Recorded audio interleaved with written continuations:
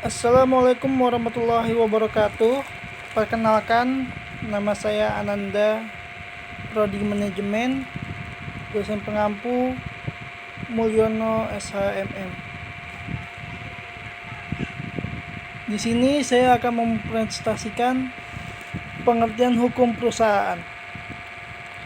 Pengertian hukum perusahaan, sumber hukum perusahaan antara lain tercantum dalam Kitab Undang-Undang Hukum Perdata KUH Perdata, Kitab Undang-Undang Hukum Dagang KUHD, Undang-Undang Nomor 40 Tahun 2007 tentang Perseroan Terbatas dan peraturan perundangan terkait lainnya. Hukum perusahaan adalah hukum yang mengatur hubungan hukum dengan segala akibat hukum mengenai perusahaan. Macam-macam perusahaan bukan badan hukum. 1. Persekutuan perdata Matsab. 2. Firma. 3. Perseroan komanditer atau komanditaire fenotype atau CV.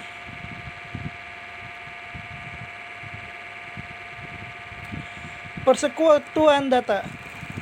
Persekutuan adalah persatuan orang-orang yang sama kepentingannya terhadap suatu perusahaan tertentu. Sedangkan sekutu memiliki arti yaitu peserta pada suatu perusahaan. Perusahaan yang merupakan persekutuan perdata diatur dalam pasal 1618 KUH Perdata, yaitu perjanjian antara dua orang atau lebih mengikat diri untuk memasukkan sesuatu ke dalam persekutuan dengan maksud membagi keuntungan. Firma. KUHD pasal 16, persekutuan firma adalah persekutuan yang diadakan untuk menjalankan perusahaan dengan memakai nama bersama. Persekutuan firma merupakan persekutuan antara dua orang atau lebih dengan nama bersama untuk melakukan usaha. Perusahaan berbadan hukum perseroan terbatas atau PT. Berdasarkan pasal 1 angka 1 Undang-Undang Nomor 40 Tahun 2007, selanjutnya disebut dengan UU PT.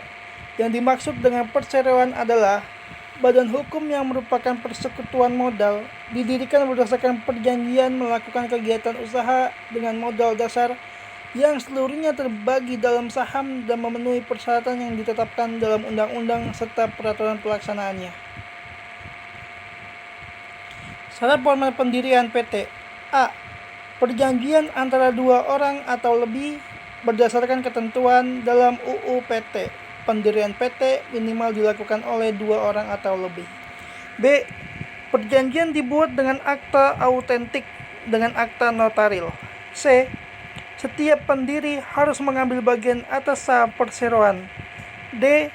Minimal modal dasar perseroan adalah 50 juta rupiah dan harus sudah disetor jumlah 25% dari modal tersebut.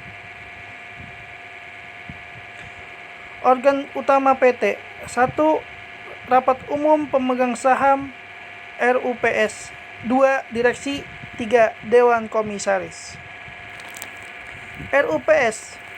Rapat Umum Pemegang Saham adalah organ atau bagian perseroan yang memiliki kewenangan yang tidak diberikan kepada direksi maupun Dewan Komisaris dalam batas yang telah ditentukan oleh undang-undang atau anggaran dasar. Tujuan dari RUPS adalah untuk mengetahui perkembangan suatu perusahaan. Rapat Umum Pemegang Saham adalah organ atau bagian perseroan yang memiliki kewenangan yang tidak diberikan kepada direksi maupun Dewan Komisaris dalam batas yang telah ditentukan oleh undang-undang atau anggaran dasar. Tujuan dari RUPS adalah untuk mengetahui perkembangan suatu perusahaan. Kewenangan yang dimiliki RUPS. 1. Mengangkat dan memberhentikan anggota direksi dan komisaris. 2. Menyetujui penggabungan, peleburan, pengambil alihan atau pemisahan. 3. Menyetujui pengajuan permohonan agar perseroan dinyatakan valid. 4. Menyetujui perpanjangan jangka waktu berdirinya perseroan. 5. Mengubah anggaran dasar. 6. Membubarkan perseroan. 7. Mengumumkan pembagian laba atau dividen. Direksi. Pengertian direksi menurut UU PT adalah organ PT yang berwenang dan bertanggung jawab penuh atas pengurusan perseroan untuk kepentingan perseroan. sesuai dengan maksud dan tujuan perseroan, serta mewakili perseroan baik di dalam maupun di luar pengadilan sesuai dengan ketentuan anggaran dasar. Fungsi utama direksi perseroan yaitu 1. Fungsi manajemen direksi melakukan tugas memimpin perusahaan. 2. Fungsi representasi direksi mewakili perusahaan di dalam dan di luar pengadilan. Dewan Komisaris. Dewan Komisaris adalah organ perseroan yang bertugas melakukan pengawasan secara umum dan atau khusus sesuai dengan anggaran dasar serta memberi nasihat kepada direksi. Dewan Komisaris terdiri dari sedikit-sedikitnya 2 orang anggota yang terdiri dari komisaris utama dan anggota Dewan Komisaris atau lebih. Sekian dari saya, kurang lebihnya mohon maaf.